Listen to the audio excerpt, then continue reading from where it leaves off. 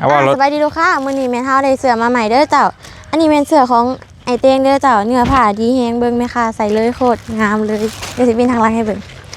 จะเป็นประมาณนี้เลยเด้อเจ้าขายตีอันนี้เป็นสีขาวใส่ยัง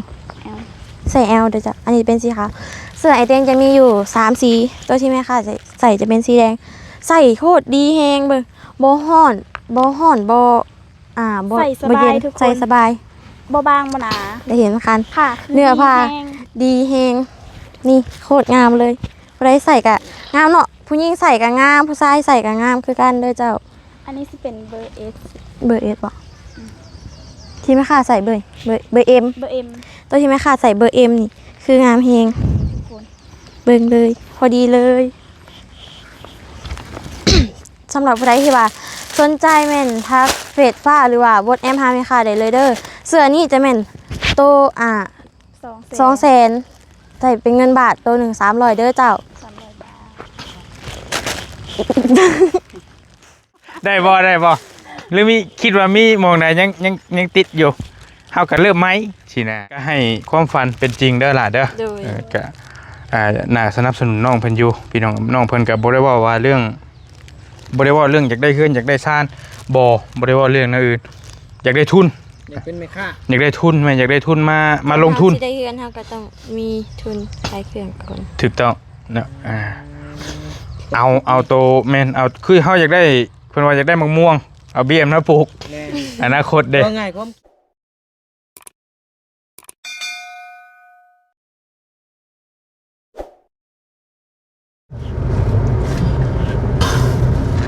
เอาพี่น้องเอ้ยพอดีบริ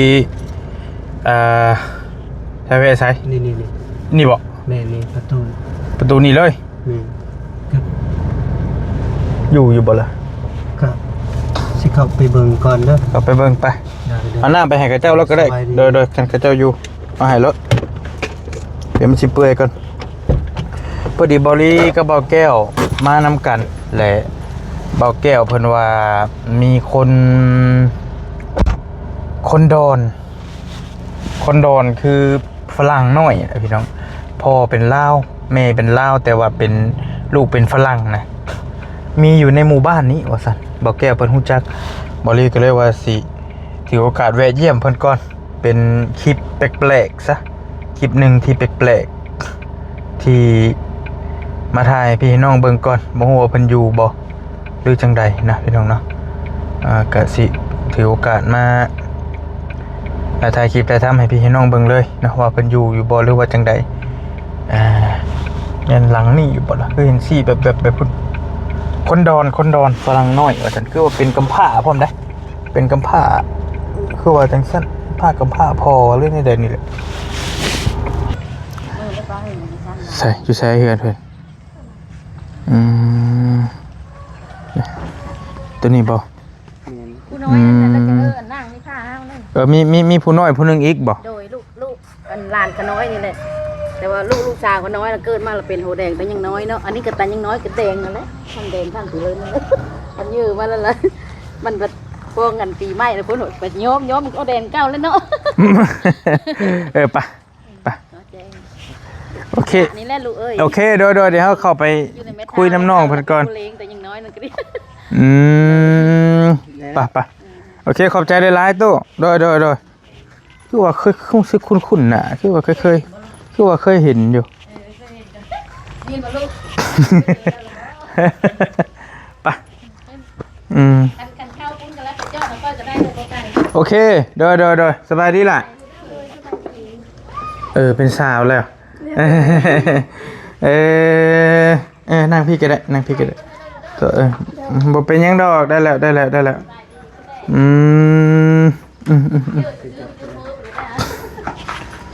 ถ้ามันอยากสะท้อนจะถึกแดดหลายได้บ่ได้อยู่ก็มีเป็นก็เลยได้ว้าวก็มีเป็นก็เลยได้วะ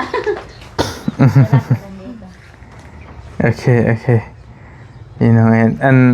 ผมเจ้านี่เจ้าโยมใหม่บ่หรือจังได๋ผมนี่น่ะเป็นมาแต่เกิดเป็นแต่เกิดเลยโอเคพวกนั้นได้ไผแสนนะ น้องอันนี้นะย้อมเองหูดำแล้วย้อมเองอันนี้นะ มันนี่แหละ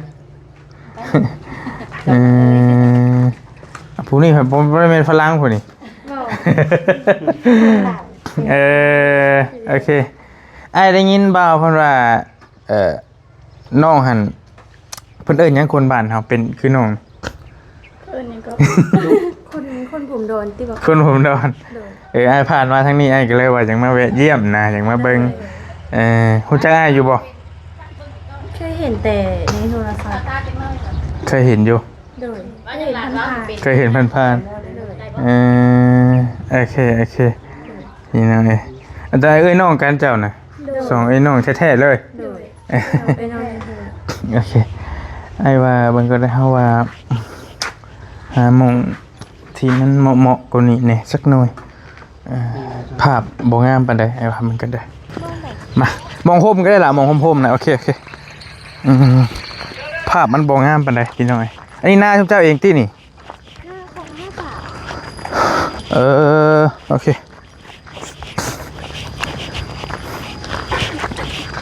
โอเคนั่งแล้วนั่งอยู่แถวนั้นก็ได้บ่เป็นหยังที่เสื้อบ่เปื้อนตินั่งแล้วไปนั่งเฮียงกันแล้วโอเคหัวพิงหัวบ่ฮู้ว่าไผเป็นเป็นน้องบัดนี้โอเค หลายคนเขาทำเป็นเอื้อยเรา บ่ผู้นี้น้องผู้นี้เพิ่นเอื้อยเนาะโอเคเบิ่งจริงๆเฮาก็ผ่านมาเรื่อยอยู่แล้วมีแล้วคือว่ามีผู้หนึงบ่ โดยหหลานลานเจ้า น้าสาว ใหญ่ๆปานใดแล้วผู้นั้นฮะ 12ที่3ปี12ที่3 แล้วก็ไล่เรียกกับเจ้านี่ใช่เนาะพังวานเนาะผู้หญิงคือกัน โดย ไอ้นี่มันนี่ใส่ไผก็ได้ใส่ผู้ใดผู้หนึงก็ได้ไอ้ชินังมานั่งนำกันบ่ขอชินังอยู่พี่โอเคเจ้าอยู่เฮือนกับไผนาง อยู่กับอาย ตอนนี้อยู่สองคนนี่ อยู่กับ มีอ้ายอยู่ในเฮือนพุ่น บ่อายเราอันนี้ไปลินอาย อ๋อ เราไปลิน โอเคอ้ายขออนุญาตถามชื่อหยัง เม เมย์น้องเมย์จักปีละฮะ 17 17 ปี โดย ผู้นี้เด้ น้องสุราศีอายุ16 ปี น้องราศีคักเกลี พากันเฮียนอยู่บ่ บ่น้องออกโรงเรียนแต่โดนเลย เฮียนเฮาใส่ ม .1 ม โดย .1 สิมีรถบ่เตียงบ่ก็นั้นบ่แก้วไปแล้วนี่เด้อสิออกมาแล้วฮู้จักบ่เตียงเจ้าบ่เตียงบ่โอเค มาเตียง เอ้ยเมียนี่ลิจะไปรับเราไปบอกให้นี่โอเค เตียงอัน จะบอกเพิ่นนี่ ตัวเดียวคนหนัก ว่ารถว่าดังๆแล้วผมเห็นยังฮู้จักอ้ายเตียงอยู่ติฮู้จักอ้ายบ่จักชื่ออ้ายบ่บ่ตะกี้คิดว่าอ้ายเป็นอ้ายเตียงบ่ โดยก็เพราะว่าหน้าคุณคือกันคือกัน อ้ายน่ะชื่อบอลลี่เด้ออ้ายน่ะเป็นน้องชายแล้วเป็นน้องบ่เตียง โดย ตะกี้คือสิคิดว่าอ้ายเป็นบ่เตียงเบิ่งซงแล้วเพิ่นว่าฮู้จักเพิ่นว่าโอเคกะอ้ายมาช่วยเหลือเรื่อยอยู่บ้านนี่แหละบ้านนี้ยังเดินบ้านถัดไปแม่นแหละแกมาเจาะน้ำเจ้ายังให้กับเจ้าอยู่แต่ว่าก็ได้ยินบ่าวแก้วเพิ่นเว้าดอกว่าน้องเป็นนั่นนี่หั่นนะก็เลยว่าอยากมาแวะเยี่ยมแล้ววันนี้แหละพ่อแม่ชุมเจ้าอยู่ไส อยู่นำอันพ่อใหม่อยู่นำพ่อใหม่พ่อพวกน้องแท้ๆน่ะเสียแต่น้องยังน้อยๆพุ่น โอ้วันนี้แหละพ่อเสียแหละแม่เจ้าผัวไหม ก็อยู่น้ำพ่อหน้าของมือนี่ฮะ โดย เพิ่นพากันไปใช้ตอนนี้ อยู่หน้าน อนอยู่หน้าเลย บ่แบบออกไปแบบเฮ็ดสวนเฮ็ดให้เฮ็ดสวน ตอนแรกนี่ก็มา โดยมากะอยู่เพื่อนในบ้าน เอาอยู่คนละที่อยู่นี่นะ ใกล้ๆกับเพื่อนอัน บ่อแก้วกินนี่ โดย เอาแล้วอันนี้เนี่ยเป็นเพื่อนของชุบเจ้าเองนี่ฮะเนี่ย เพื่อนแบบเฮ็ดนำกันกับพ่อใหม่ หลายชุมเจ้าอยู่ โดย แต่ว่ายังสิเป็นของไผก็บ่จัก โดย พากันอยู่ก่อน บ่ฮู้ โดย โอเคกำพร้าพอชุมเจ้าเนาะ โดย นี่ก็คือกันและอ้ายกับพ่อเสียคือกัน ก็อยู่กับพ่อหน้าอันเดียวกันนะแล้ววันนี้แหละจุมเจ้าอยู่จักคน3คน อยู่3 สาม คน คน ตะกี้มีอายผู้หนึ่งตัวเหยื่อเอาเมียอายกบ ไปอยู่น้ำเมียบัดนี้ เราไปเฮ็ดเวียกอยู่บ่หินกาว โอเคพี่น้องมีพ่อเดียวแม่เดียวจุมเจ้านั่นมี4คนบ่มีจักคน 3 3 น้องเฮาผู้ชายพ่อเดียวแม่เดียวกัน และที่อ้ายที่เจ้าว่าเนี่ยเป็นอ้ายเป็นลูกของพ่อไหม โดย โอเคกะโอเคฮู้แล้วพี่น้องเอ้ยแต่ว่าอ้ายเองก็ฮู้สึกคุ้นคือเคยเห็นจุมเจ้าเคยมีคนมาถ่ายคลิปเจ้าบ่ บ่เคย บ่เคยคือว่าเคยเห็น เป็นครั้งแรกเลย บ่ โดย อ้ายก็ยังว่าคือว่าเคยเห็นโอเคแต่มีนาอยู่จุมเจ้ามีให้มีนาเฮ็ดอยู่ โดย โดยมีจุก พอกินอยู่ที่ข้าวน้ำก็ได้ ก็บางปีก็บ่พอ คนหลาย คนหลาย โดย อันยังอยู่ที่ตอนนี้ ตอนนี้ยังอยู่ ยังได้อยู่ โดยยังพอกินอยู่ โอเค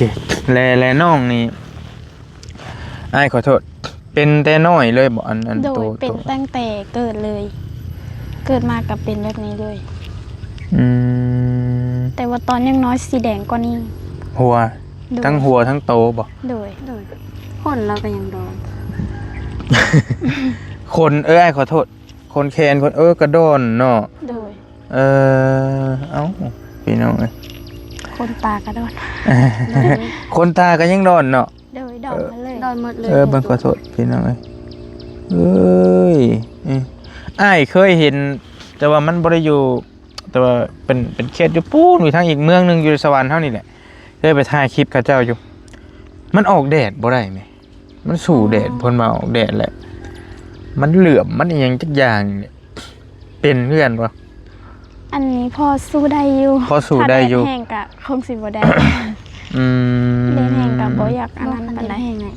อีเพชรผู้อยู่ในบ้าน มันออก บ่ได้เนาะ โดยว่าเวลาอันเราออกแดดฮะ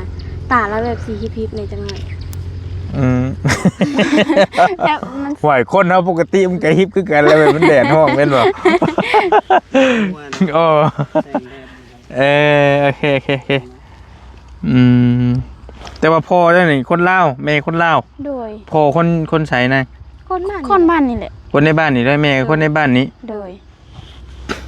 แต่ว่าเจ้าบ่เป็นอันนี้ย่อมเอานี่ โดย บัดพวกนี้ผัดเป็นบ่ได้เคยย่อมบ่ล่ะ มีแต่ย้อมดำและมันบ่ด โอ้มันขาวแล้วจะย่อมให้มันดำอันนี้หั่นน่ะ ำโดย มันหันหลังอ้ายขอโทษอ้ายขอเบิ่งทางหลังนี่ โดย นี่แหละคันว่าเจ้าบ่ย่อมน่ะมันเป็นสีแบบใด สีแบบดอนๆขาว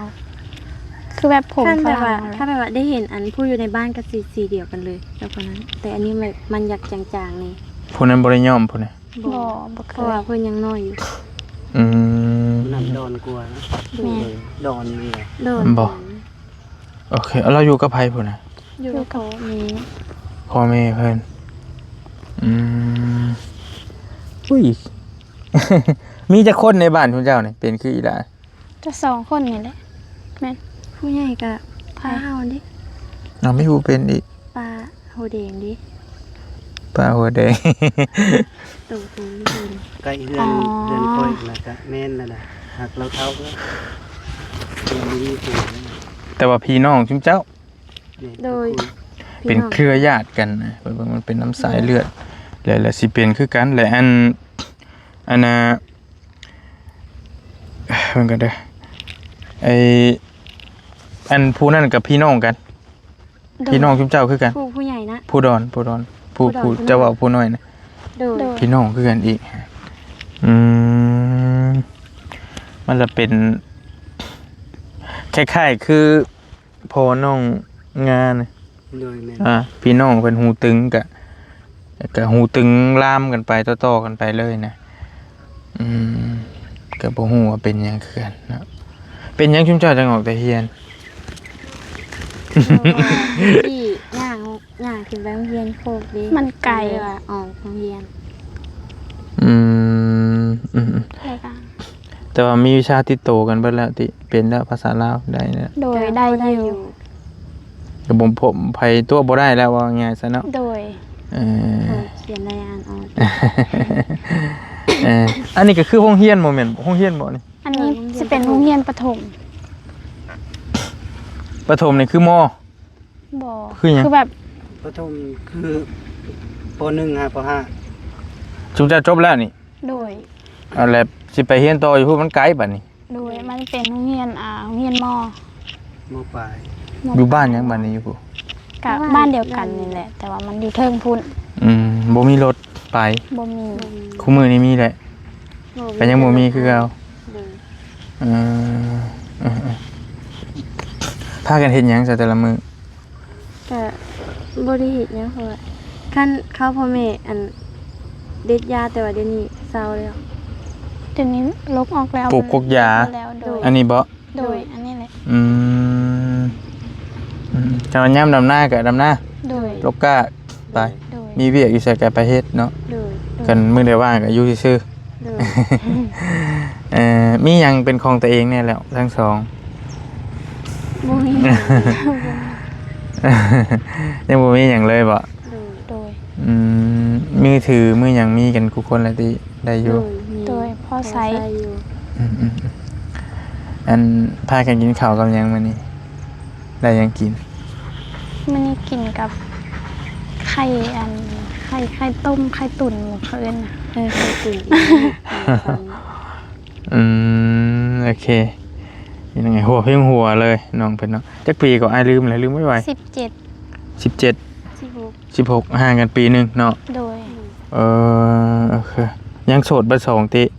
โดย กักแน่ได้ผู้บ่าวเบิ่งคลิปบ่ได้เด้ เป็นก็ซอสหาบ่มีเพลง โอเคโทรศัพท์แตกได้มื้อแรง แต่ว่ามีการศึกษาเบิดสองน้องเพิ่นก็ได้เป็นน้องๆเป็นกำพร้านะกำพร้าพอแต่ว่าอยู่น้ำพอใหม่ก็ เฮือนซ่านนี่ก็อันนั้นมันบ่แล้วบ่ละตัวน่ะก็ อั อน อก นี้สร้างออกใหม่เดือนแล้วนี่ ก็ออกใหม่ โดย อืมไผสิได้อยู่เฮือนนี่กะว่า น่าจะเป็นน้องผู้ที่อยู่กับผู้ที่ใดกับพ่อใหม่ อ๋อมีน้องอีกน้องที่ได้เมย์จะได้ก็พอใหม่อีก มีผู้หนึ่งผู้หญิง เจ้าสิไปอยู่ไสบัดนี้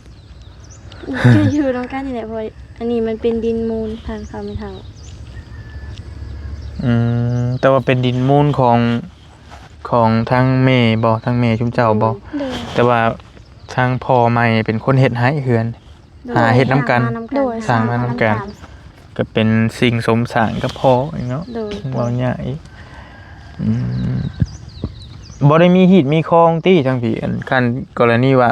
ชุมเจ้ามีครอบครัวแหละเฮาต้องไปอยู่น้ำผัวบ่หรือว่าผัวมาอยู่พี่ก็ได้ หรือเฮาต้องไปแนวใดก็ได้ บาง บ่ คนก็แบบพัวแต่งเมื่อเพื่อนกับเมื่ออยู่น้ำพัวบ่ได้อยู่น้ำพ่อน้ำแม่ เพราะว่าอ้ายไปทางพุ่นเรื่อยทางเซโปนทางเราคนเราเทิงนะเพิ่นว่าผู้หญิงแหละส่วนหลายแหละเพิ่นสิให้ไปอยู่น้ำผัวนะกับผู้ชายเลยต้องแต่งเอาเมียมาอยู่เลี้ยงพ่อเลี้ยงแม่สินะแต่อยู่บ้านชุมเจ้านะมันก็สิคือบ้านแท้บ้านอ้ายนี่ติเนาะก็แล้วแต่บ่ แม่เฮาแหละแต่งเมื่อเพื่อนพัวน้องของแม่เฮา2คนอยู่ในเพื่อนบ่ได้แต่งมือ เมื่ออยู่น้ำผัว โดย โอเคยังบ่ได้เฒ่าได้เมียชุมเจ้า 37 ปี บ่เฒ่ายังเป็นสาวอยู่ โดย พ่อเจ้าเป็นหยังเสีย เราเป็นโรคมะไข้หลังอักเสบบ่ อุ้ยโรคมะเร็งอักเสบ เป็นโรคเดียวกับเมย์ถ้าเจ้าได้เบิ่งคลิปชุ่มายนะชิจักกินเมย์ก็เป็นมาไข้หลังคือกัน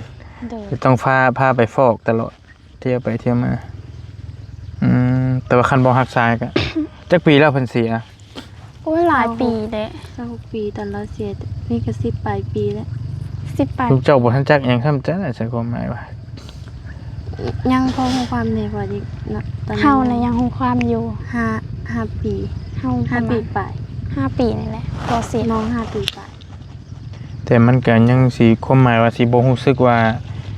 เสียมุกเสียใจหยังเพราะเท่าใดมันยังเด็กน้อยเด้แม่นบ่มันแบบยังจำความบ่ได้ปานใด จะ พูดให้คือกัน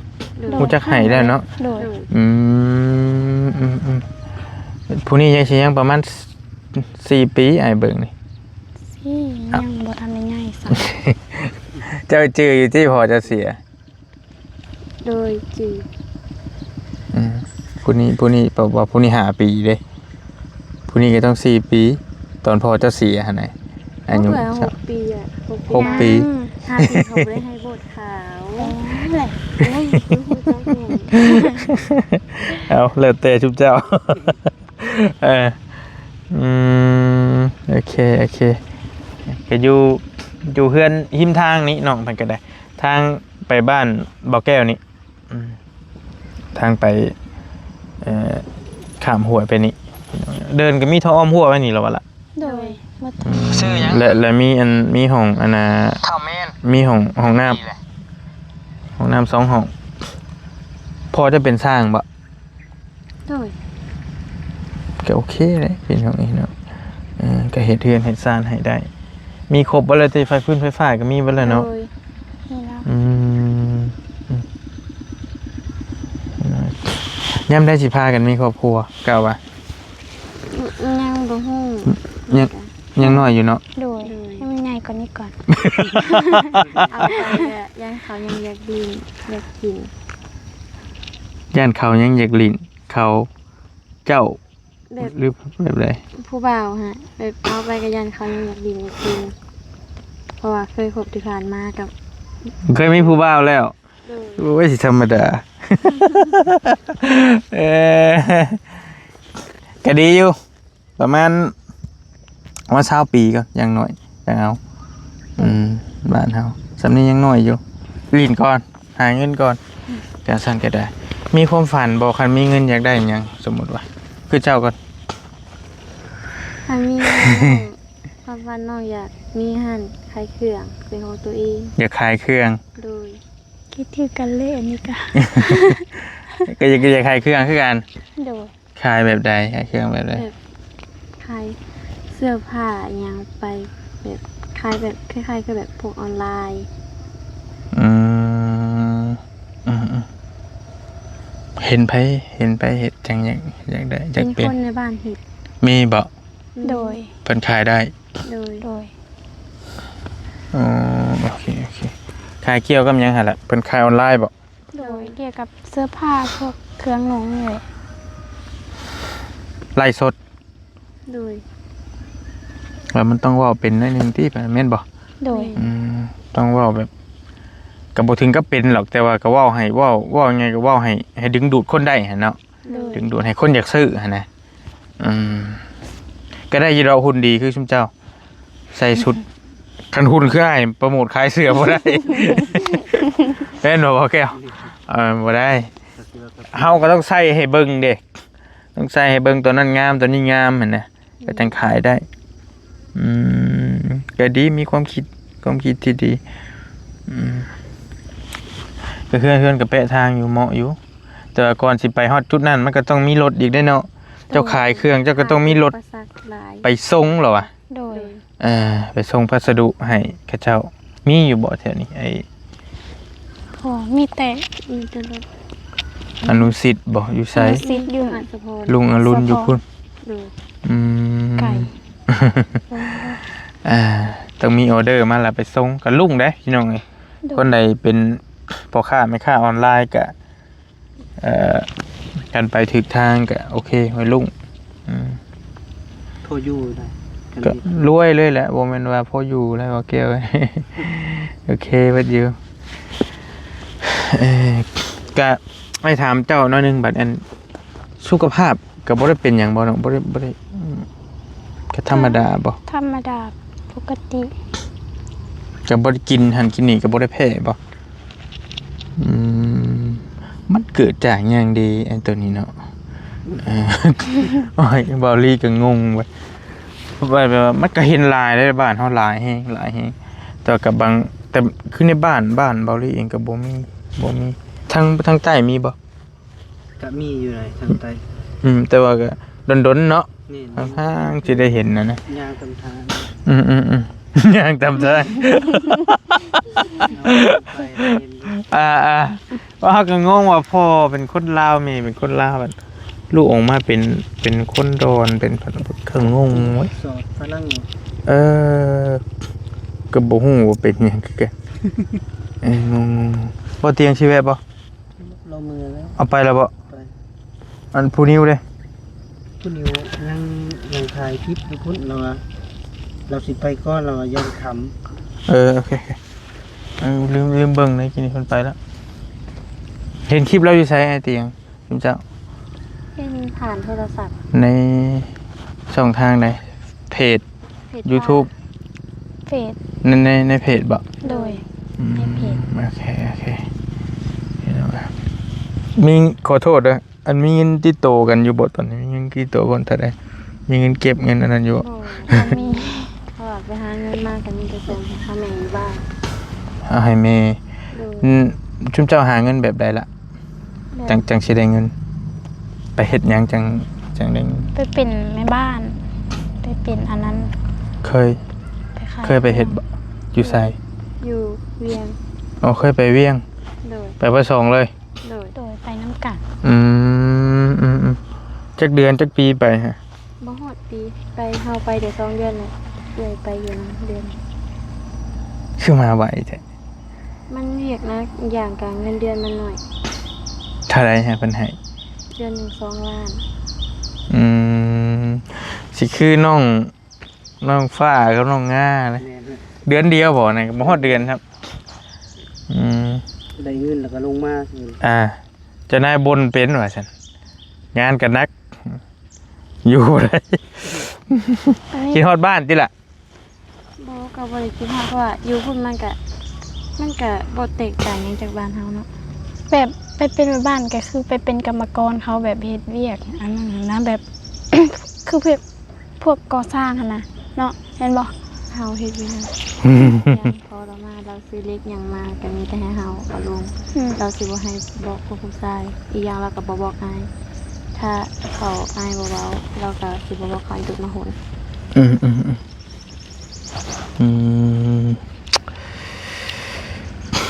ก็ยากแหล้วเป็นลูกจ้างเพิ่นเจอเจ้านายดีก็ดีไปเจอเจ้านายบ่ดีก็คือว่าแหละ แต่เราก็ดีอยู่เพราะว่าตอนพวกน้องลงมาเราก็จ้างขับรถให้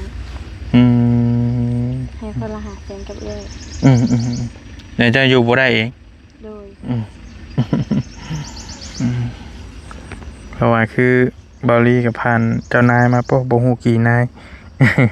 เจอผู้ดีผู้บ่ดีต้องอดทนน่ะความฝันอยากเป็นแม่ค้ามักทางนี้เนาะ โดย มักค้าขาย โดย ก็คืออ้ายให้ขายโทรศัพท์ให้กล้าขายบ่ กล้า ขาย โดย ขายในกล้องอ้ายนี่ได้ โดย โอเคเบิกอาจจะให้ขายให้เอาเครื่องนี้ก็ได้อะว่าแต่ ได้ขายบ่เป็น อย่าให้มันตกเด้อ เอาอย่างหูความสามารถเจ้าบายที่เนาะบายเนาะโอเคคือสิได้อยู่อีหละเพิ่นโอเคเอา อัน มื้อน้องมันอย่าง บ่เป็นหยังได้แล้วบ่มีปัญหาอันนี้คือโทรศัพท์ S โดยสบายดีลูกค้าอันนี้คือโทรศัพท์ S 23 Ultra 3 Ultra โดยเอาเจ้าบอกว่ามันเป็นหยังมันจังเฮ็ดอะไรก็ได้ให้มันน่าซื้อนะเอากล่องมันงามบ่หรือมันเป็นหยังอาจจะก็เว้าไป กล้องงามแฮงอีกอย่างก็แจ้งพร้อม โดย แต่กล้องหลังก็แจ้งด้วย เห็นชัดเจนขาวงาม โดย เบิ่งหน้าไม่ขาดเลยเห็นหมดเลยบอกขาหยังเลยคืองามแฮงและที่สำคัญโทรศัพท์ด้วยนี่อีกอย่างเลื่อนไปก็ง่ายบ่ยากใส่ดีแฮงที่สำคัญด้วยนี่น่าจะใส่ดีแฮงเพราะว่ามันเป็นโทรศัพท์ ยังของไอ Samsung Samsung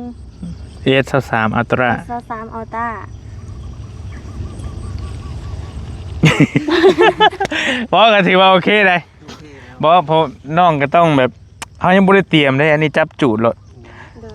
เขาว่าเบิ่งกันนะแต่เขาเตรียมแล้วมันต้องได้กว่านี้มีอหย่างจักสิ้นบ่ นี่หยัง เอายกแบบจะสิให้น้องขายให้สมมุติว่าหั่นนะสิขายสิให้น้องขายให้เบิ่งหั่นนะคือน้องก็ยังอันนี้อยู่ยังใหม่ยังบ่ทันจักข้อมูลเกี่ยวกับมันเด้ตัวนี้กล้องมันงามมันซูมได้100เท่าแล้วก็กันสั้นสินะแล้วก็อหยังเพิ่นเอิ้น ลืม ทัดก็ลื่นจะบ่มีอหยังสินะแบบรูปทรงก็งามมีปากกาพร้อมอยู่ลุมมันสินะแต่เฮ้ยน้องได้เว้ย ได้ ต้องมีอยากมีเสือมีเสือบ่เตียงอยู่บ่แก้วหาได้ไป เจ้า มีคนสิเปิดให้ กินน้ำ พอดีแล้วเอามาเบิ่นให้พอดีสิเอาให้น้องเพิ่นเลยคนละโตโอเคอยู่ข้างหลังให้ได้เอามาเบิ่นให้แหละข่อยติดรถมาอยู่สิให้น้องขายเสือให้บ่แม่นว่าขายเสือสิให้จะลองนะสิให้จะลองเทสว่าจะอยากเป็นแม่ค้ามันก็เคยมีก็หลายคนที่อ้ายไปสัมภาษณ์อยู่เซโปนบ่อยู่ไสว่าเขาเจ้าก็หลายอยู่ที่อยากเป็นแม่ค้าออนไลน์คือเจ้านี่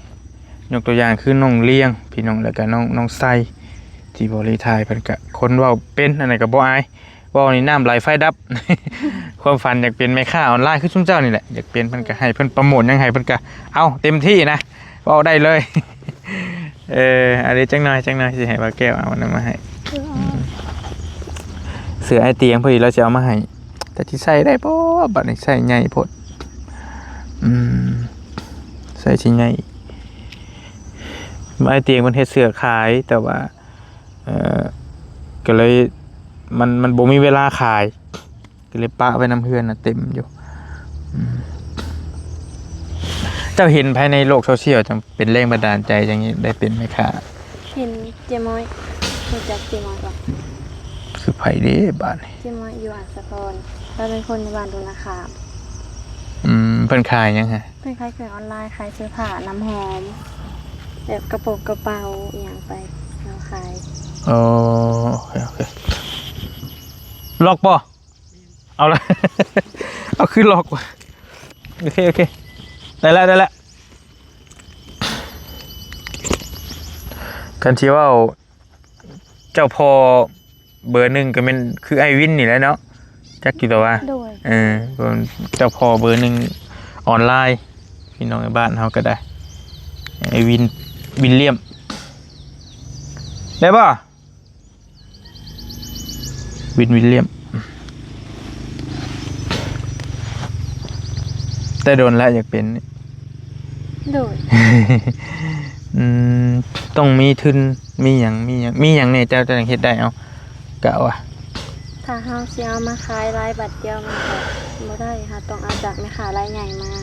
ขายก่อน หนึ่งมาเจ้าต้องมีโทรศัพท์ที่กล่องมันงามๆเนี่ยแล้วก็สองมาต้องมีห้านค้าบ่ห้านบ่ใหญ่ก็ได้ดอกเอ้าขอแค่เป็นห้านอยู่หน้าเฮือนตอนนี้ก็ได้เนาะสมมุติว่าเป็นห้านแล้วก็เฮาแต่งไฟงามๆเนี่ยแล้วก็สองมาต้องมีทุนไปซื้อเครื่องมาขายนะพี่น้องเจ้ากล้าว่าลายปานใดจังสิขายได้ เครื่องของเดี๋ยวนี้มันก็แพงเนาะ มันก็ว่าบ่ได้เนาะอีกอย่างมันก็บ่เคยเฮ็ดได้บัดนี้มันก็ยกตัวอย่างว่าเจ้าสิขายหยังเสื้อผ้าบ่หรือว่าครีมหรือว่าน้ำหอมหรือแบบใดที่เจ้าว่าเจ้าอยากขายทุกอย่าง มันก็น่าจะบ่ได้บัตรเดียว อันขั้นต้นเลยเจ้าจะขายหยัง อยากขายเสื้อผ้า เสื้อผ้าโอเคคันเสื้อผ้านี่ไอ้ว่าทุนประมาณ 10,000-20,000 นี่ก็น่าจะได้เฮาก็เอามาซำใดซำหนึ่งก่อนขายบัดนี้โอเค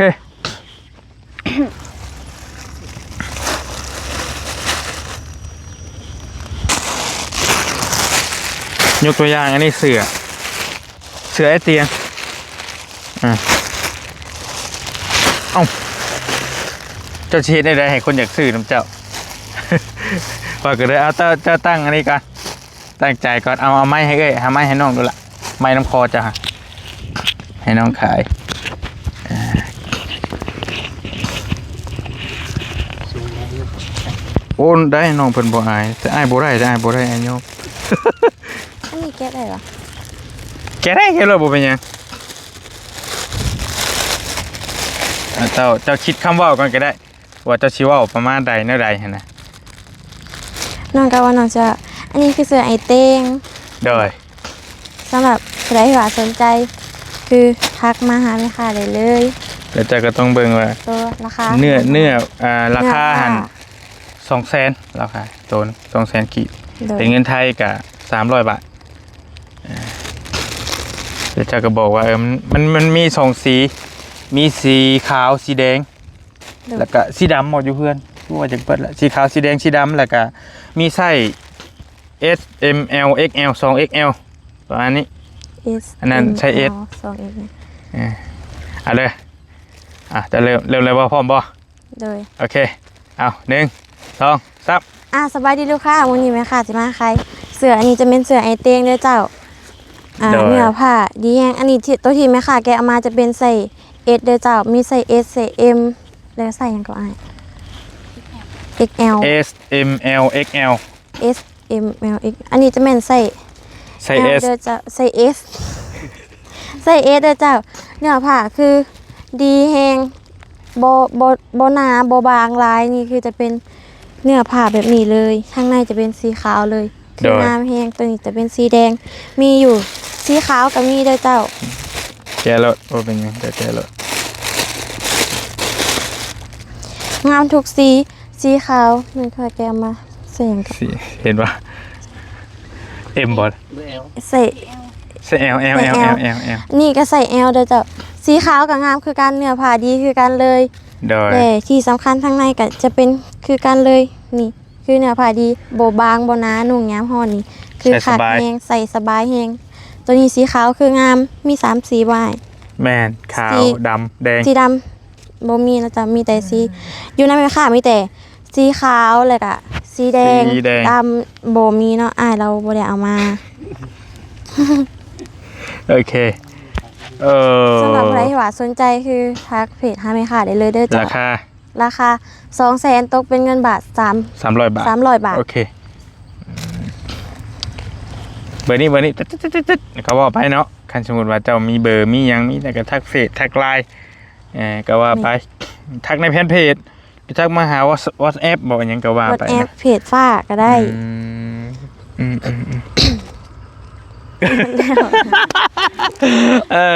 ว่าไอ้ก็ว่าเจ้าได้ไอ้ก็ว่าเจ้าเก่งนะมีที่ว่า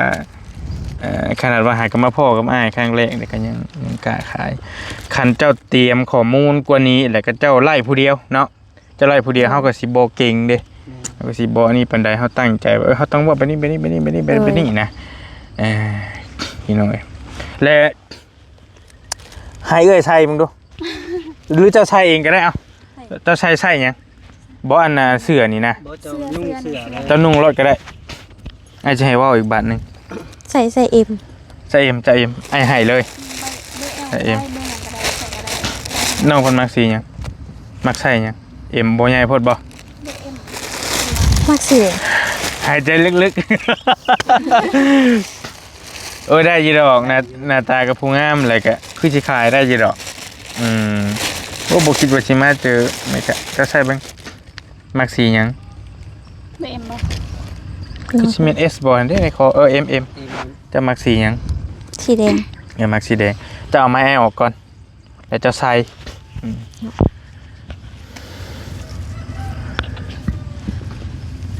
น้องมักสีหยังล่ะ สีแดงคือกัน สีแดงคือกันมีอยู่บ่ล่ะบัด นี่ มีบ่ M บ่ เล่น โอเคไอ้ให้เลยโอเคเจ้าใส่แล้วมันก็ความหมายทางเฮาสิขายอีหลีนะเฮาก็ต้องใส่ให้เบิ่งแม่นแล้วว่าเสื้อตัวนี้มันแบบใดงามส่ำใดอีหยังส่ำใด เจ้าใส่ให้อ้ายได้บ่ล่ะใส่ได้บ่เจ้าหนีบใส่ข้อเสือเจ้าบัด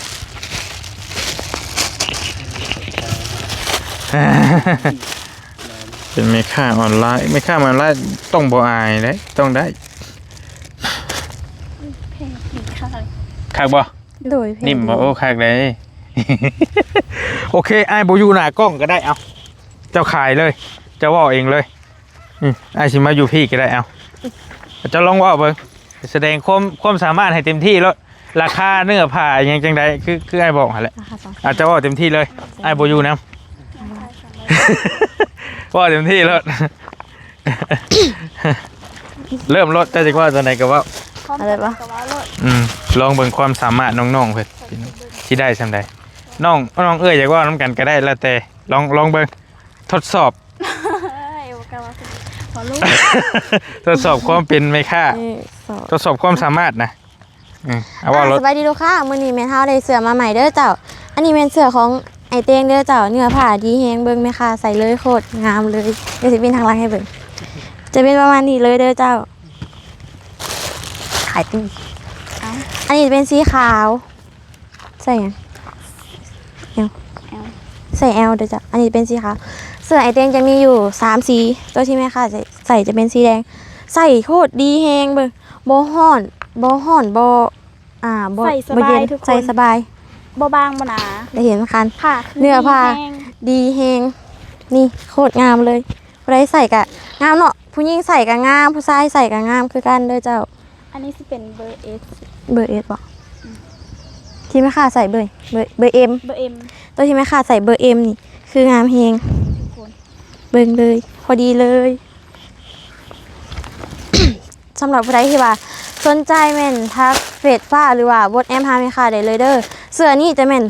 โต200,000ใส่เป็นเงินบาทตัวหนึ่ง300เด้อเจ้า 300 บาท ได้บ่หรือมีคิดว่ามีมองไหนยังติดอยู่เฮาก็เริ่มไหมสินะอันนี้เป็นการทดสอบ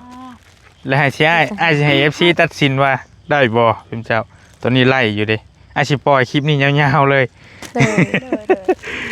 คิดว่าได้บ่คิดว่าว่าโอเคแล้วบ่หรือยังติดขัดอยู่ บอกเขาเจ้าไปว่า ตอบได้ แล้วเริ่มไหมก็ได้นะบ่เป็นหยังจะเริ่มไหมก็ได้คิดว่าเอ๊ะ เสื้อเด้อ เฮาเว้ายังบ่ดีปานใดนะเฮาเริ่มไหมสินะสมมุติว่าหั่นนะ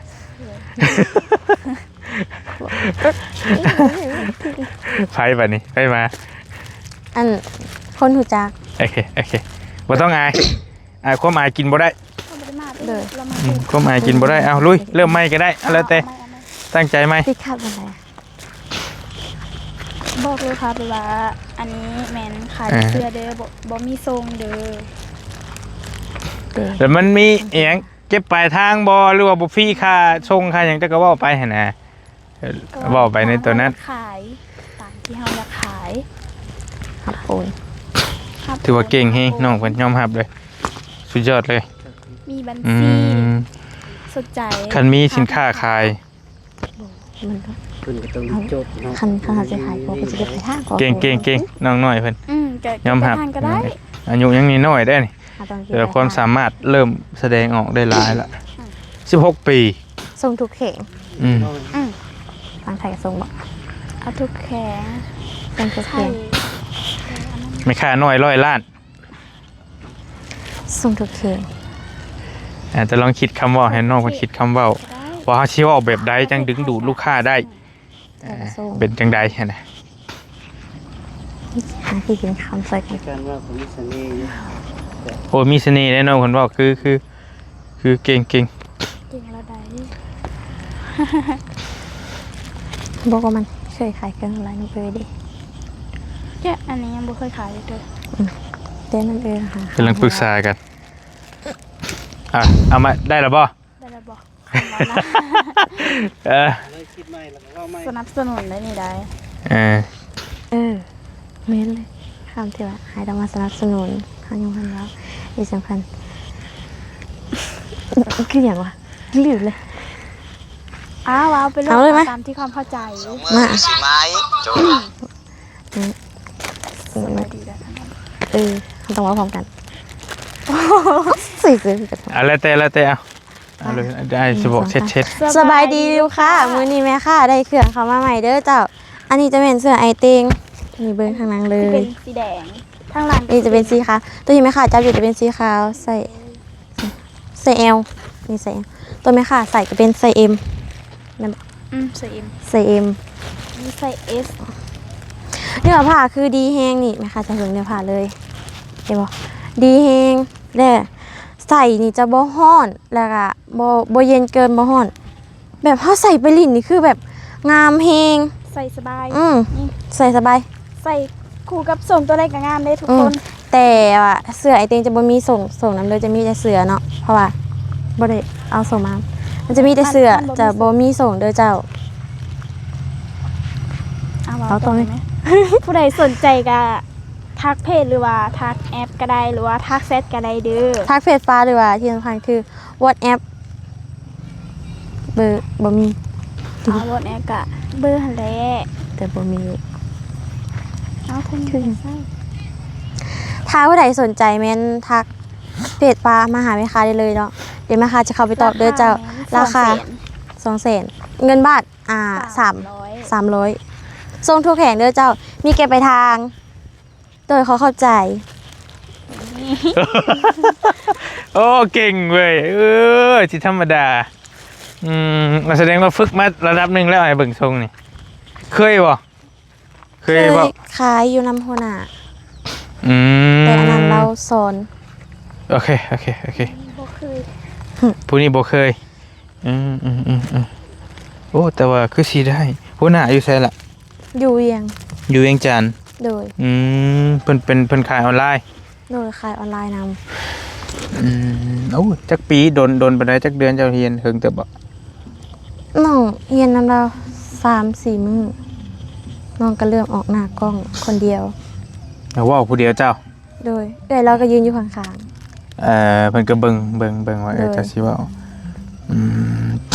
แต่คือกรณีว่าบอลลี่เองก็บ่เคยเป็นพ่อค้านะพี่น้องมีแต่เป็นสายบุญซอยพวกนั้นพวกนี้แหละเฮาก็บ่ฮู้ว่าสิเพิ่นต้องเว้าประมาณใดนะ ๆโดย เรื่องการค้าขายแต่ว่าก็เคยเห็นผ่านๆดอกคือเขาเจ้าสมมุติว่าขายครีมเนาะเราก็ต้องเอาครีมมาทาให้เบิ่งแม่นบ่ แม่นเขาจะเอาเนื้อครีมให้เบิ่ง เนื้อครีม ถ้ามันกันน้ำก็เอาน้ำมา ใส่ คัดอหย่างซำใดก็เป็นขายรถก็ต้องขี่รถให้เบิ่งนะเอาว่าง่ายๆขายเสื้อก็ต้องใส่ให้เบิ่งนิดหน่อย เอาก็ต้องใส่ว่าเครื่องของเฮามันดีบ่หรือบ่ โดยก็โอเคอยู่คันมีทุนนี่น้องเฮ็ดเลยบ่ โดย กล้าเฮ็ดเลย โดย นี่ก็ต้อง ถ้าบ่มีห้าน รถ ก็ อน ต้องมีรถก่อน ไอ้เข้าใจอยู่ว่าคุยไงบ่มีทุนมีพร้อมทุกอย่างหั่นแหละ โดย เฮ็ด ถ้า เนาะ มีพร้อมทุกอย่างโดย อันดับแรกเลยคืออ้ายว่าหั่นแหละโทรศัพท์ แม่ ที่ น กล่องมันงามๆนี่และอันที่สองมาคือพาหนะคือรถเนาะ แม่น รถมอเตอร์ไซค์ โดย และอันที่สามมาคือห้านสถานที่ตั้งถ้าเฮาบ่มีนี่ก็อาจจะอาศัยหม่องใดหม่องหนึงก็ได้อ้ายว่าเนาะ โดย หรือมาอยู่พี่ก็ได้นี่ ที่กว้างๆนี่แม่นแล้ววะ แม่น อยู่ทงหน้าเนี่ยฮะเอาหม่องวิวมันงามๆเนี่ยเอารีวิวบัดนี่นะบ่จำเป็นต้องห้านก็ได้บางที่รีวิวอยู่ห้านมันก็มันภาพมันอาจจะบ่กินใจยังมันก็มีให้เฮาใส่แบบอยู่ทงหน้าใส่แล้วก็ย่างไป โชว์นั่นโน่นนี่นะก็สิงามไปอีกอย่างเอาห้านนี่ก็มีหรือบ่มีก็ได้นะขอแค่มีเฮือนมีหม่องกักตุนของ แม่น ตามบริเบิ่งแต่นิดหน่อยต้องมีและรถโทรศัพท์ แม่น ที่ไม่ไหม้แน่แล้วก็ทุน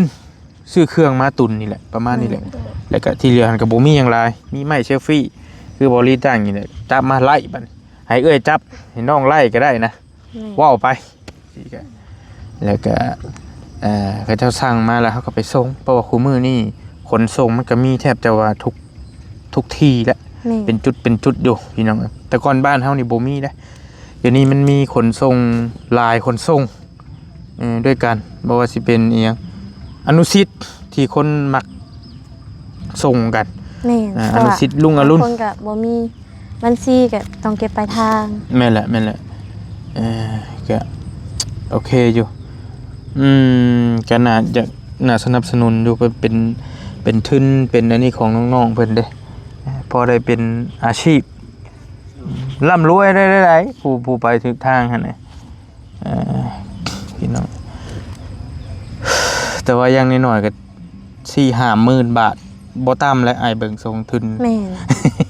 อันจักสิพอหรือบ่ใน4-5หมื่นนี่แกโทรศัพท์ไปอันนี้บ่ขออนุญาตนำบ่แม่นว่าซั่นว่าสิ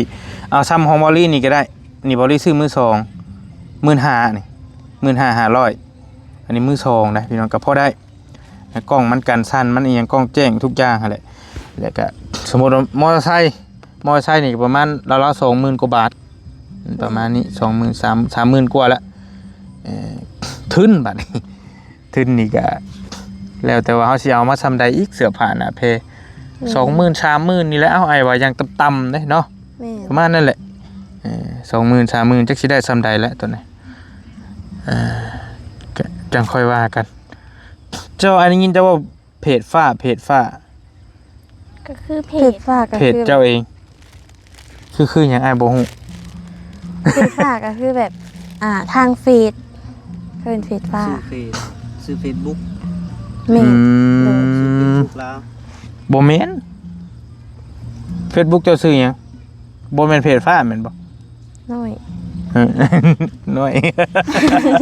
เพจฟ้า บอกว่าความหมายว่าส่งมาหาทางเฟซเอิ้นเพจฟ้าบ่หรือว่าใด เพราะว่า ๆมันเป็นคำเอิ้นกัน เพจฟ้า มันเป็นคำเอิ้นกัน โดย เป็นคำกล่าวกันว่าทักมาทางเพจเด้อให้มันเป็นคำที่มันน่าฟังนะแม่นล่ะวะเพจฟ้า เพจฟ้าหรือว่าทักแชทหรือว่า WhatsApp โอเคอื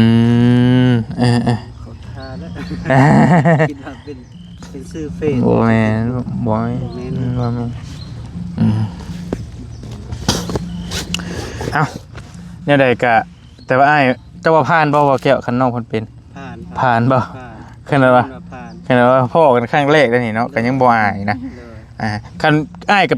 เป็นครีเอเตอร์แท้ๆแล้วอ้ายไปมาทั่วทิพย์ทั่วแดนคันว่ามีคนเอากล้องมาเดชให้อ้ายขายเครื่องอ้ายยอมบ่ได้ ง่ายเยอะเบ่ ยอมแต่เจ้าได้ถือว่าเจ้าโอเคบ่อายนะก็ถือว่าโอเคอยู่เป็นคนบ่อายจะได้อยู่แล้วบ่ค่อยอายปานใด ก็อายแน่บ่อายแน่ เก็บอาการได้ ก็บ่อายปานใดเนาะอายเบิ่งคันอายเข้าบ่เข้าฮอดกล้องนำอ้ายซับอีหลี ความฝันนี่คือตัวนี้เนาะอยากเป็นเนาะคันเฮาผ่านตัวนี้ได้เฮาไปธุรกิจเฮาไปดีแล้วก็แนวอื่นมันก็ตามมาเองดอกทรัพย์สินเงินทองบ้านรถอีหยังต่างๆมันมาเองมันตัวน่ะพี่น้อยแต่ว่าเอาตัวทุนนี่แหละถูกต้องแล้วตัวทุนลงทุนนี่แหละแต่ว่าด้วยอ้ายขอโทษด้วยความสามารถของเจ้าเองด้วยเหตุปัจจัยที่มันมีอยู่กับครอบครัวชุมเจ้าเนี่ยเจ้าคิดว่าบ่สามารถที่จะมีทุนมาเฮ็ดได้แม่นบ่ แม่นเพราะว่า บ่ได้ อย่างน้องไปหาเงินมาก็มีแต่ส่งให้เขาทางแม่ ทาง คือแบบได้เงินมากอะแบบ2 ล้านบ่น้องก็เก็บไว้ซะปลายมาก็แบบ100,000บ่200,000 300,000 โดยมันบ่พอสิได้เงินเก็บนะว่าง่ายๆเอ้าให้ก็เข้าใจอยู่ว่าเงินเป็น50,000 60,000บ่สินี่มันก็ปาดโถมันหลายสำหรับบางคนน่ะแต่ว่ามันน้อยสำหรับบางคนหา2 มื้อก็ได้เงิน 4-50,000 บาทแต่บางคนหาเป็นปีเป็นชาติก็บ่ได้นะก็เข้าใจอยู่ตัวนี้จ้ะเจ้าได้บ่คิดว่าก็อยากขายคือกัน โดย แต่ว่าก็ต้องเริ่มฝึกขายน้ำกันนี่แหละอ้ายว่าสมมุติว่า ขายน้ำกันก็ ให้ ได้ ขายน้ำกัน มันต้องคนหนึงจับกล้องให้ย่างไป ลายอยู่โอเคเอาขอให้ความฝันเป็นจริงเด้อล่ะเด้อ เด้อ จังใดก็ได้เสื้อหันอ้ายให้คนละโตเด้อ เด้อเข้าใจ โอเคเอาไว้ใส่พี่น้องแหละอาจจะไปป้าแล้วมันคำพอสมควรอันนี้ไอ้ให้คนละครึ่ง เด้อเข้าใจ จะไปซื้ออย่างกินกันแล้วแต่เด้อให้คนละอันนั้นกับ2 คนเจ้าเอาเสื้อให้ในบัดนี้ในบัดนี้ เอาไปบ่ไปทำไง พับเขาแล้วบ่เป็นหยังซำใดซำหนึงก็ได้ อันนี้คือเสื้อบ่เตียงเพิ่นเคยเฮ็ดมาขายแล้วเพิ่นก็บ่มีเวลาขายเด้บ่รีก็เลยเอาติดรถมาเอาไปฝากน้องฟ้านี่กับน้องงาคนละโตวานนี่ก็ได้ โอเคอันนี้มาเห็นน้องเพิ่นเลยก็เลยนึกได้ว่ามีเสืออยู่ก็เลยเอามาให้น้องเพิ่นใส่เบิ่งดูใช่เอ็มเนาะ โดย เป็นได้เนื้อผ้าเป็นจะได้ งามแต่ก็ใส่สบาย เออ บ่ฮ้อนใส่เพดี แล้วก็บ่ได้เป็นคุยเด้บ่ได้เป็นคุยมันบ่เป็นคนน่ะบ้านเฮาน่ะมันบ่เป็นคนน่ะมันมื่นเป็นแพร่ลื่นในเสือกีฬาโอเคแต่ไอ้ว่าไอ้เคยเห็นเจ้าหม่องอะไรหม่องนึงสักอย่างนี่แหละอีหลีไอ้ว่าอีหลีบัดซองนั่นแหละแต่ว่าคือเฮาคุ้นพวกนี้หลายกว่าจังหวะว่าเคยคุยนำสักทีนี่แหละ เคยอยู่ไส ก็บ่ได้สู้ออกไปใส่มีแต่ไปโรงเรียนจะเห็นพวกอ้ายอยู่นาคำใต้ตอนช่วงทำงานจะหาว่าคนดังนะ เห็นอ้ายอยู่เพื่อนไผ บ่ฮู้ซื้อแบบอยู่นาคำใต้เห็น2มื้อ ก็แม่นอ้ายอยู่เรื่อยอยู่หั่นซอยกันเจ้าอยู่หั่นหลายเคสอยู่ในหั่นกะนายคำใต้หั่นแต่เฮาบ่เคยคุยกันแม่นบ่ บ่เคยแต่ก็บ่เคยเห็นแบบต่อหน้าจังซี่พร้อม คือว่าเคยเห็นย่าแล้วคนมันหลายคนไป เลย เอามาพายเบิ่งเพื่อนเจ้าหน่อยนึงเบิ่งรอบๆกันได้ดอกห้องน้ำกับบ่ทันแล้วบ่ล่ะ ยังบ่ทันแล้วค่ะ พอได้เข้าโซคาวแต่อันนี้บ่ได้เป็นดินทุกเจ้าบ่นี่ ดินของน้าสาว เออ เฒ่า โอเคไปก่อนดินแพ้ใส่ตัวนี้ต้องอ้อมหัวไว้นี่ ตัวนี้ดินของพ่อเฒ่า ดินของพ่อเฒ่า โดย โอเคดิ โดยสบายดี ผู้บ่าวได้หูจักบ่ เห็นบ่ อันนั้นมีสกิดกัน บ่เห็นเลยว่าอายนี่เคยเห็นบ่ เคยเห็นบ่ เฮาเคยเห็นเฮาบ่เคย โอเคล่ะไอ้ายคออีกบาทหนึงได้บ่อีกบาทหนึงมาเจ้านี่มาใส่คอเจ้าโอเคมาได้ไทย มาแต่นี่เด้อ น้องคนเก่าแล้ว ยัง มานี่สมมุติว่าอ้ายให้เจ้า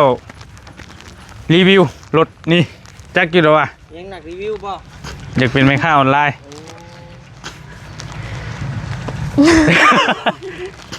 เจ้าจักอยู่แล้วว่าซื้อรถ ซื้อรถว่า PCX Honda PCX 160ความเฮงเครื่องจักรมัน160ได้บ่ อันนี้น้องว่าน้องน่าจะเห็นบ่ได้ โมเมนต์มาทางนี้กินนี่อ้ายให้เพิ่นรีวิวเสือเพิ่นอยากเป็นแม่ค้าออนไลน์ก็เลยให้เพิ่นรีวิวให้เพิ่นก็โอ้ได้นำลายไฟดับแม่นเพิ่นว่าเป็น รีวิวขายอ้ายมันรู้สึกมันขายบ่ช่วงนี้ โอ้ยมันขาดนะพี่เชื่อนี่เนาะ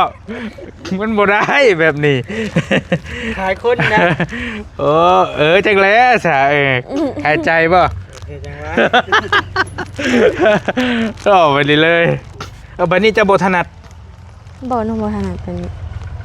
แบบพวกเสือบ่กินถ้าบอกถ้าพี่อันนี้คือถนัอยู่โดย คือว่าได้รถมันก็ เพิ่นบ่ฮู้เรื่องรถเด้ จะบ่ค่อยฮู้เรื่องรถไปได้เนาะ โดย โอเคกะยาแล้ว คิดว่าสิให้รีวิวเดี๋ยวนี้ให้เบิ่งหั่นนะแต่ว่าน้องเพิ่นว่าบ่ถนัดก็โอเคยาส่วนขนาดเป็นพวกเสื้อผ้าครีมทาผิว โดย โฟมล้างหน้าล้างตาอย่างนี้ได้ตัวนี้ โด เนาะ ย ยาย้อมผมบ่หยังบ่ โดย โอเค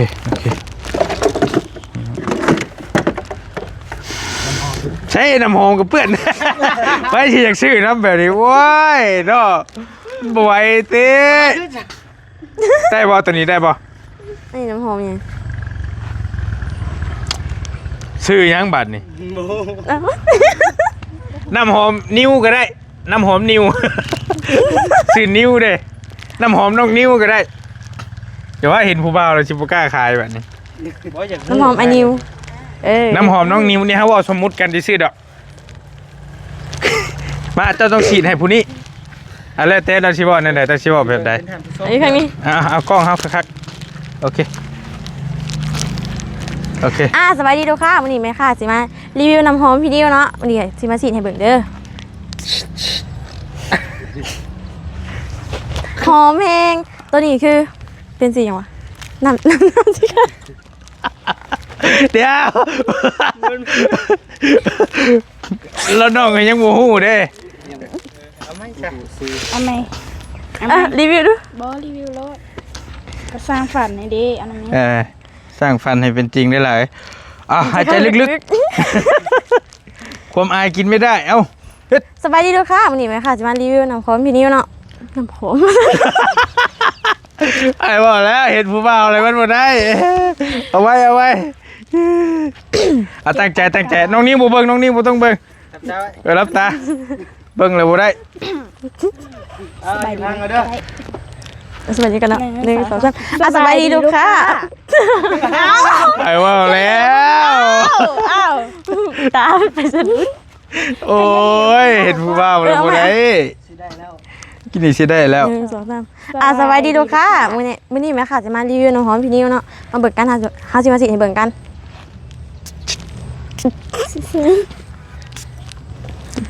หอมแห้งเลย โอ้โคตรหอมเลย อันนี้จะเป็นน้ำหอมของไอ้นิวเด้อ ขออันนี้คนหล่อ มาหอดคนแล้ว เอารีวิวรถ ไปบ่เป็นแล้วมาดิโอ้ยเอาเว้ย ชื่ออะไรมองเป็นอะไรนะ โอ้แต่ได้ ได้ ไอเชื่อว่าชุมเจ้าได้ขนาด คนนี้กว่านี้ น้ำไหลไฟดับไอโฮอยู่ขนาดว่าหลายคนนี่น้องยังได้ซ้ำนี่เลยไอเชื่อว่าดูกันเองนะให้ได้กว่านี้ไอ้เนาะ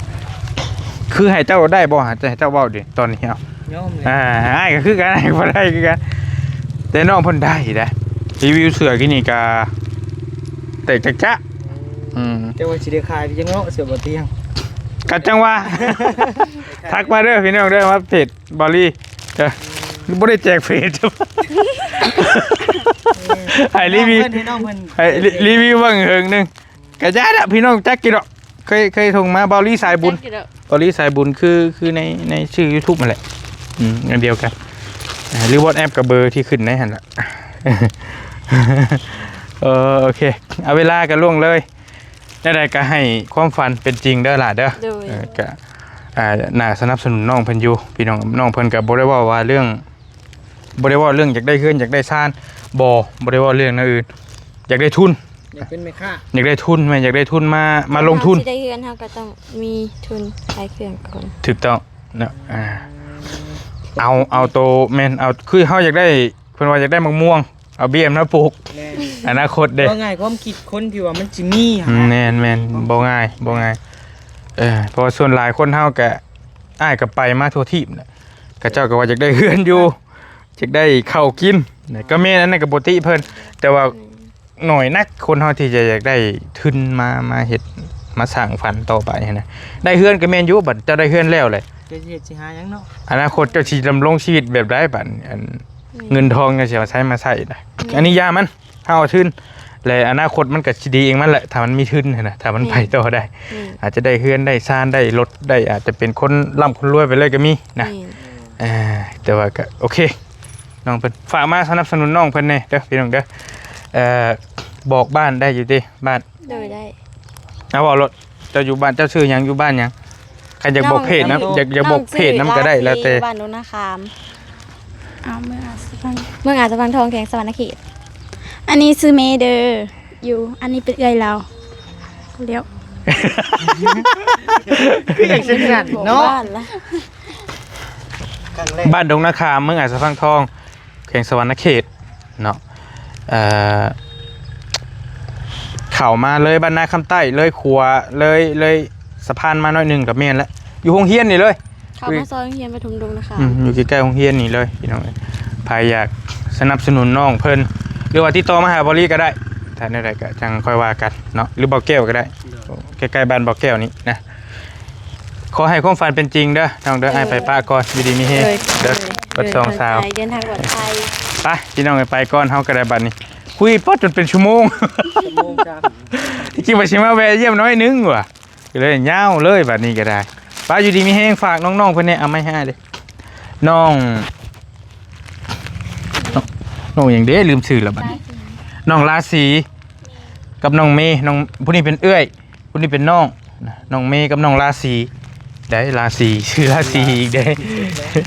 นอนแล้ว อยู่ดีมีแห้งไปก่อนพี่น้องฝากน้องๆเพิ่นเนี่ยสบายดี ส